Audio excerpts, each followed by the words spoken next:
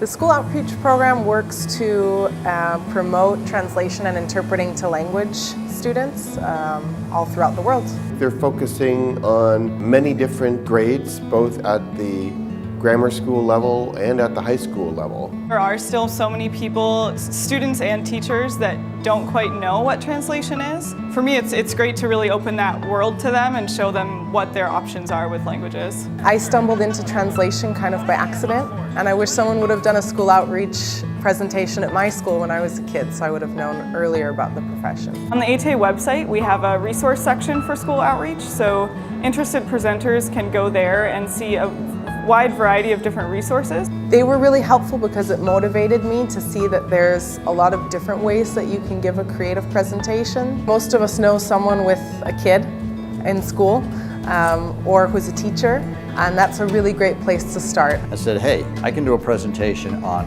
translating and interpreting that your children in your language skills class might be interested in. You would be surprised how sharp the kids are, how quickly they pick on to the concepts and the ideas and are able to do things. It's easy to underestimate children, it really is.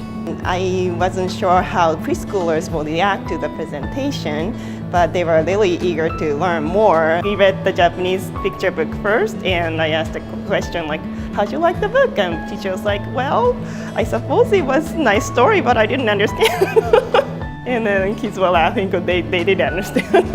I was speaking at an undergraduate group, and really they came into the presentation not having much background about what translation was professionally. Several students approached me after my presentation and were interested in applying to master's programs in translation. One of them came to me, was a young girl who was an Army brat, 7th grader. She remembered being a little kid in Germany, and she wanted to be an interpreter.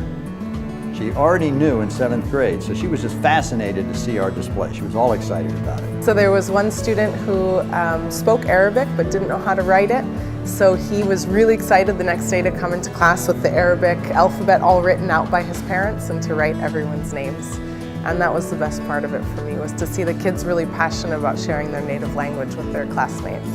It was really inspiring. I mean, to see these kids look up at you and think, wow, what you do is so cool, was really inspiring, and it makes you realize, I do something that's really unique. I would think that there's probably nothing more important that we do than bring on the next generation of translators and interpreters. And they're all going to school right now.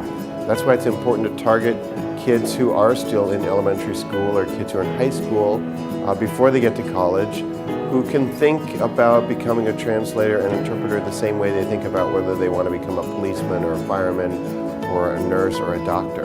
So just be excited and open and really know that people are interested in learning about the profession. They get really great reactions from the students and the teachers, and they always have a great positive feeling after making these visits. So I think it really just spreads the motivation from hearing about it from somebody else. You really have the motivation to do it too.